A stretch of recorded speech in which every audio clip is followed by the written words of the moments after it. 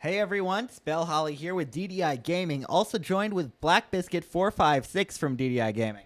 Hello, Spell Holly. It's great to be here. Thank you for having me. Well, I'm really excited because we went to PAX this weekend and we saw some great stuff. And we saw a lot of VR. I played a lot of VR, and I'm very happy about it. Not as happy as I am about the new Star Fox, though. And that's why we're here. I am way happier about the new Star Fox. I'm a big Star Fox fan, and let me tell you, I'm excited. Going back to the basics, this game was really enjoyable. I liked it. You want to tell us a little bit about some of the history of Star Fox and why this game is such a good direction for the company? Well, Star Fox is one of Nintendo's oldest series, one of the oldest original series. Their first game, Star Fox, came out for the NES, and then the next game, Star Fox 64, came out 1 year after the release of the N64 system. And this game is one of the greatest games of all time. Star Fox 64, I've played through that game start to finish probably over 30 times. In fact, you can play it more than once and not be bored. The replayability of that game is staggering. Multiple branching paths. Each mission has a different way to play it. Each level is completely different from any other level. New bosses, new enemies, difficulty progression. It's one of the best designed games I've ever played.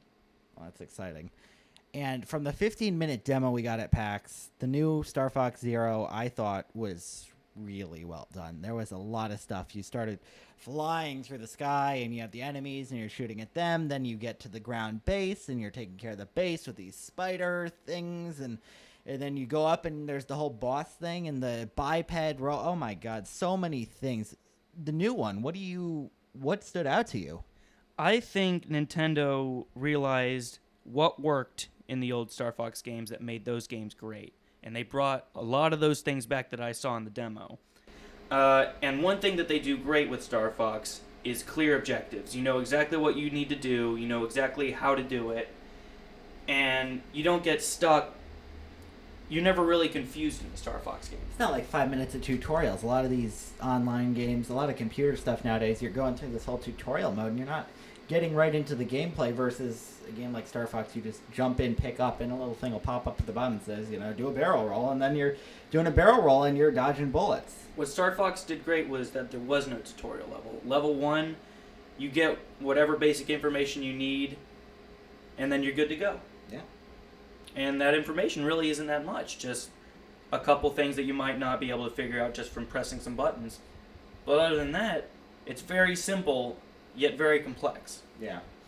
The new one, I thought, one big thing that I really liked was the graphics and just the whole playability, everything about it. It was the whole atmosphere. They got the mechanics right from the start, from back with the NES, and they've only developed and improved upon that versus a lot of these other companies which are going back and trying to say, wait a second, we started with a game with it, it's cool and it's fancy looking, but we don't really have any mechanics here. What do you think stood out about the new way it's being implemented with the Wii U? I think it looks great. Recently, all the recent Nintendo releases, they've made their games look great. They're using their resources to the fullest advantage. It's very efficient. Mm-hmm.